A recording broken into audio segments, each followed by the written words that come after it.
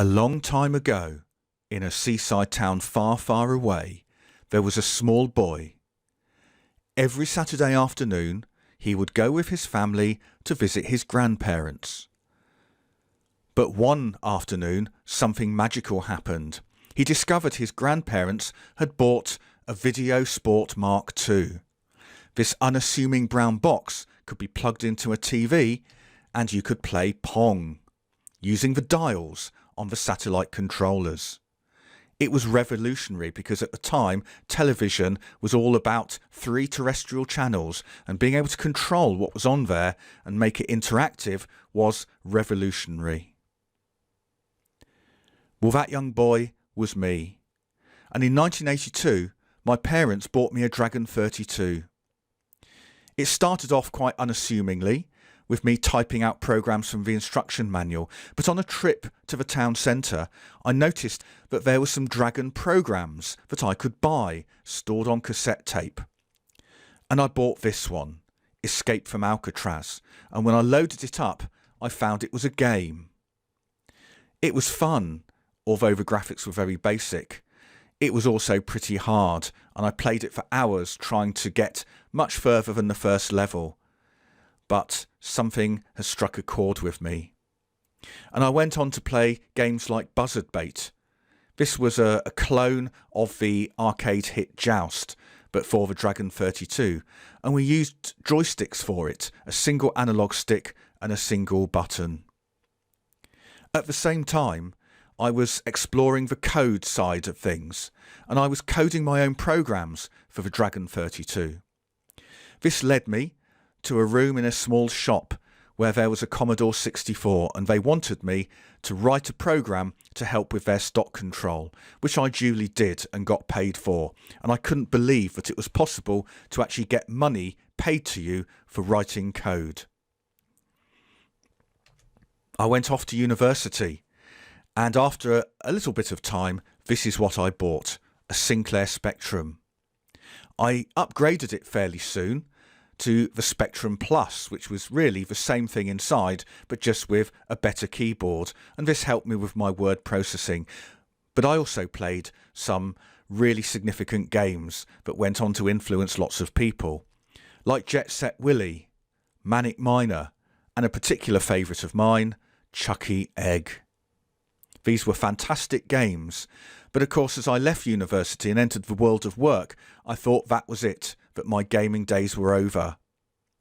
There was a brief respite when I went and visited a flat in Bracknell. One of my friends had just made a new purchase, and it was this, a Sega Mega Drive. I had to go with it. It was fantastic.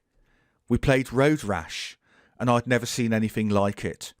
But unfortunately, work still beckoned, and the sort of technology that I was buying for myself were things like the Amstrad PCW8256 and IBM-compatible PCs. There was, however, a little bit of a moment when it came to gaming, because on the cover disc of one of the magazines I bought was a game called Doom.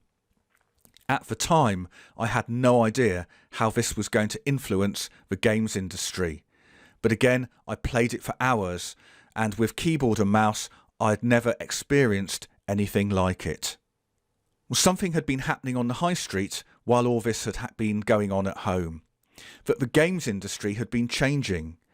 Up until this time, games had been something that you bought in toy shops marketed as children.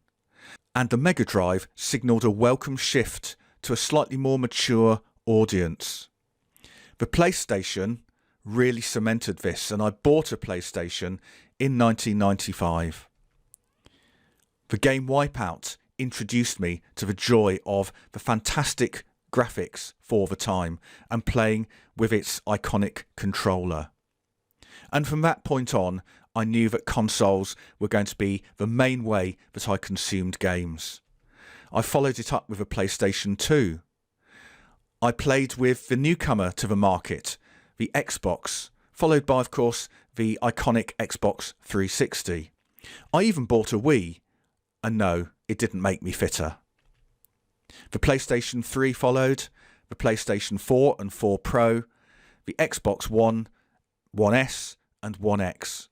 and it brings me up to the present day, where my main console of choice is the Xbox Series X and its fantastic Game Pass and back catalogue of games. In terms of the game's timeline, I've been there throughout. I'm an amateur games historian, and I don't have to read about the history of games because I've lived it every day, every week, every year.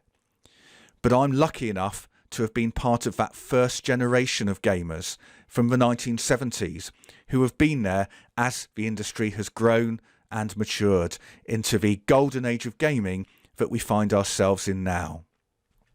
So I am the Generation 1 gamer, and I'd like you to join me on my journey as I look at hardware and games from the 1970s onwards, probably majoring, I would imagine, in the 1990s and beyond, when gaming really got going.